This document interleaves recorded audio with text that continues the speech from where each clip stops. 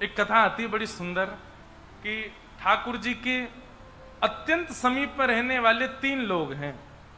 पत्नियों में ठाकुर जी के सबसे ज्यादा समीप रहती है सत्यभामा। और सत्यभामा समीप क्यों रहती हैं?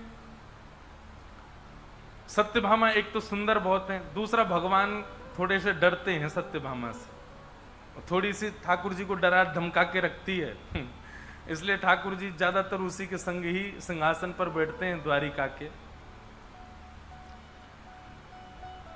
तो सत्यभामा, गरुण जी और श्री सुदर्शन जी, ये 3 भगवान के सबसे समीप हैं। और मैं अधिकतर कथाओं में कहता रहता हूं कि जब अति सामीप्य मिल जाता है तो मान आने की संभावना बढ़ जाती है, अभिमान होने की संभावना बढ़ जाती है।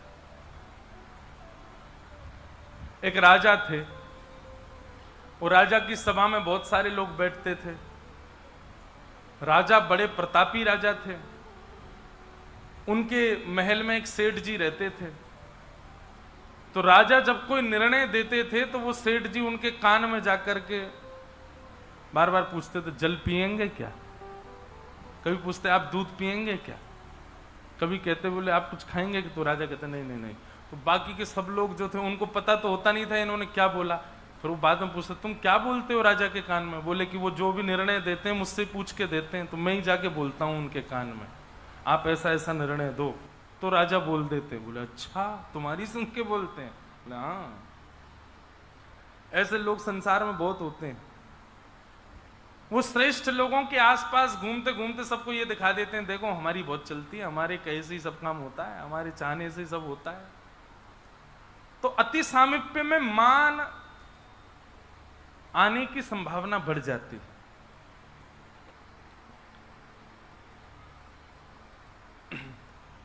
कथा आती है कि भगवान ने हनुमान जी को आमंत्रित किया कि हे श्री हनुमान जी महाराज, आप आइए, आकर के इन तीनों के मान को दूर कीजिए।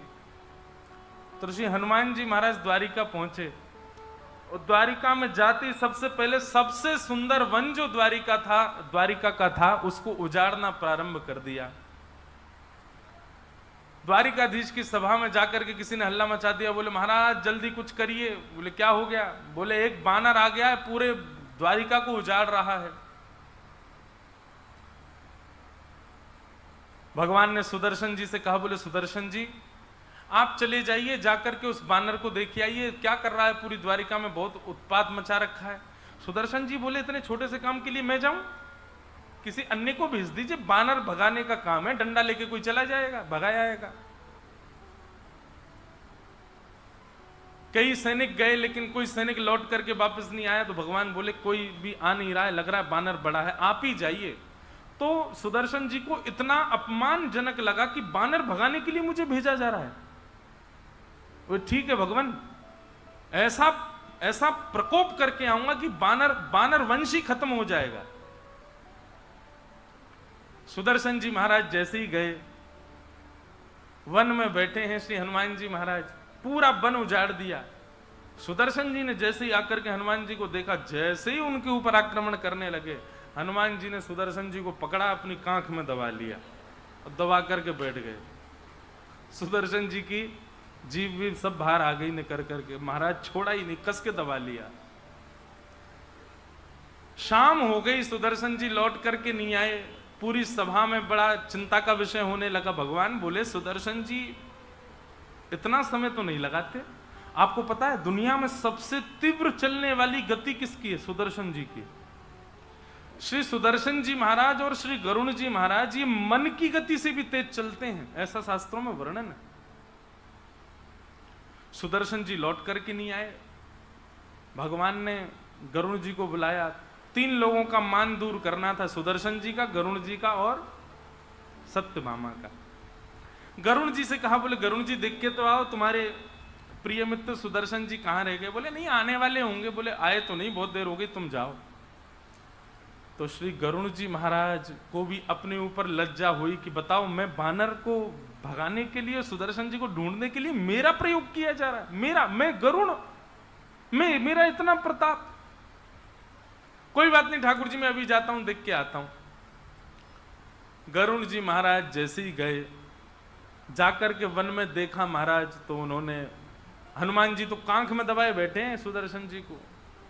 ये दृश्य देखते ही गरुड़ जी को विश्वास नहीं हुआ, बोले भगवान नारायण के सुदर्शन को कांख में दबा लिया, ये बानर तो नहीं हो सकता। भैया आप कौन हो?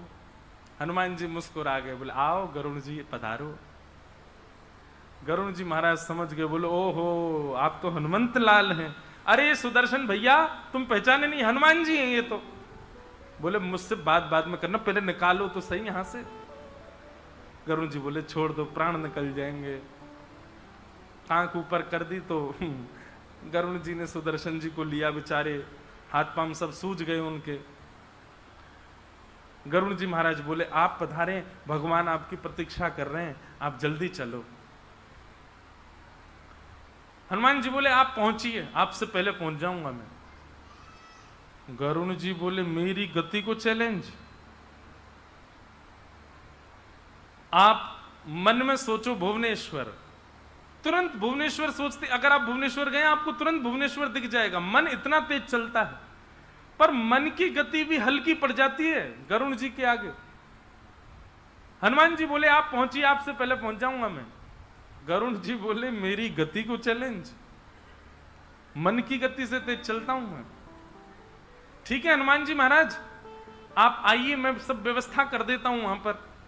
हनुमान जी बोले ठीक है निकलो। गरुड़ जी जैसे ही निकले, क्षण भर से भी कम लगा उनको पहुंचने में, और जैसे ही द्वारिका में सुधर्मा सभा में पहुंचे तो क्या पाया, श्री हनुमान जी महाराज सामने बैठे हैं, करताल लेकर के कीर्तन कर रहे हैं ठाकुर जी के आगे। गरुड़ जी को आज पहली बार लगा कि मुझे आज तक लगता था मुझसे तेज कोई नहीं चलता, ये हनुमान जी क्या जी, मुझे लग ही नहीं रहा ये वही है। ऐसा लगता है दो रूप हैं, एक से वहां एक से यहां। लेकिन दौड़ के वहां गए तो वहां हनुमान जी थे ही नहीं, वही हनुमान जी वहां बैठे। गरुड़ जी आए तो गरुड़ जी को केला दिया, बोले लो पाओ, आप कह रहे थे हमारी व्यवस्था करोगे, हम आपसे पहले आ गए। गरुड़ जी महाराज बोले धन्य है। सुदर्शन जी का मान चला गया, गरुड़ जी का मान चला गया। भगवान ने गरुड़ जी से हनुमान जी ने गरुड़ जी से कहा कि ठाकुर जी को आप एक बार निवेदन कर दो, वो आ जाएं, दर्शन दे दें। सुनो एक बात कह देना। बोले क्या? अकेले नहीं आए ठाकुर जी? बोले हाँ रुक्मणी जी के साथ में आएंगे। बोले नहीं नहीं रुक्मणी नहीं, ठाकुर जी से कहो हमारी सिया जी के साथ में आए, सीता जी के साथ में आके विराजे। देखो कृष्ण तो राम जी ही हैं, राम जी कृष्ण के रूप में आए हैं, पर हमारी जानकी जी के साथ में आएंगे तो ही मैं प्रणाम करूंगा, नहीं तो मैं प्रणाम नहीं करूंगा, मैं देखूंगा ही नहीं। ठाकुर जी को जाके बोल दो जानकी जी के साथ में आऊं। गरुड़ जी ने भीतर जाकर के उद्घोषणा करी, बोले हनुमान जी आए हैं। हनुमान जी का नाम सुनते ही 16,100 पत्नियां खड़ी हो गई, आहा जय हो हनुमान जी पधारे हैं। गरुड़ जी बोले लेकिन उन्होंने कहा है कि ठाकुर जी से कह दो सीता जी के साथ पधारे। सब पत्नियां कहने लगी अब सीता जी कहां से आएंगी? भगवान कृष्ण बोले आप 16,108 में जो सबसे सुंदर है उसको हम थोड़ा बहुत श्रृंगार का भाव बता देंगे, वो अपना श्रृंगार कर ले तो शायद हनुमान जी को सीता जी का भाव लगे और वो प्रणाम कर ले। तो सबसे पहले बिना किसी के कहे अपने आप ही सत्यभामा जी आके खड़ी हो गई। बोले कि ये तो कहने वाली बात नहीं है, सबसे सुंदर मैं ही हूं, मैं ही अपना श्रृंगार कर लेती हूं। रुक्मणी आदि पत्नियां बोली हाँ हाँ इन्हीं को ही ले जाओ। सत्यभामा जी ने और सत्यभामा सच में बहुत सुंदर थी, उन्होंने अपना श्रृंगार किया। महाराज जैसे ही वो श्रृंगार करके पधारी, ऐसी अद्भुत छटा उनकी देख करके निहाल हो गए सब लोग।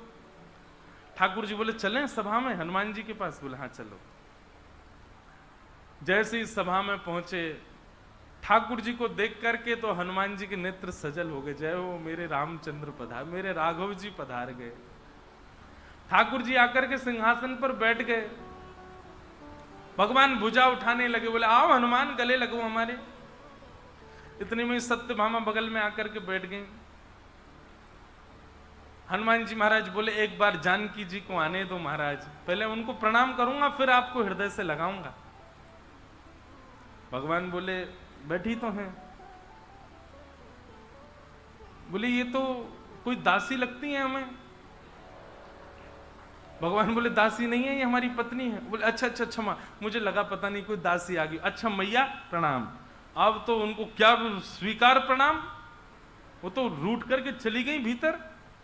अंदर जाकर के बार बार दर्पण में अपने आप को देखें, रुक्मणी से मैं दासी लग रही हूं कहीं से? बोले वो हनुमान कहते दासी है तो बानर ही ना, बुद्धि तो है नहीं उसमें, मुझको दासी बोल रहा है। ठाकुर जी ने हनुमान जी को हृदय से लगाया, कहा धन्यवाद, आप ही मान का हनन कर सकते हो, इसीलिए आपका नाम हनुमान है। ऐसे श्री हनुमान जी महाराज द्वारिका में पधारे और द्वारिका आकर के ठाकुर जी के अति प्रियों का मान मर्दन। देखो मान रहित होने के दो तरीके हैं। एक तो श्री हनुमान जी को प्रणाम किया करो, मान रहित करते हैं, और दूसरा यदि आप प्रेम लक्षणा भक्ति के उपासक हो तो गोपी गीत का पाठ किया करो। गोपी गीत भी मान रहित करता है। ऐसे श्री हनुमान जी महाराज को हम बारंबार वंदन करते हैं।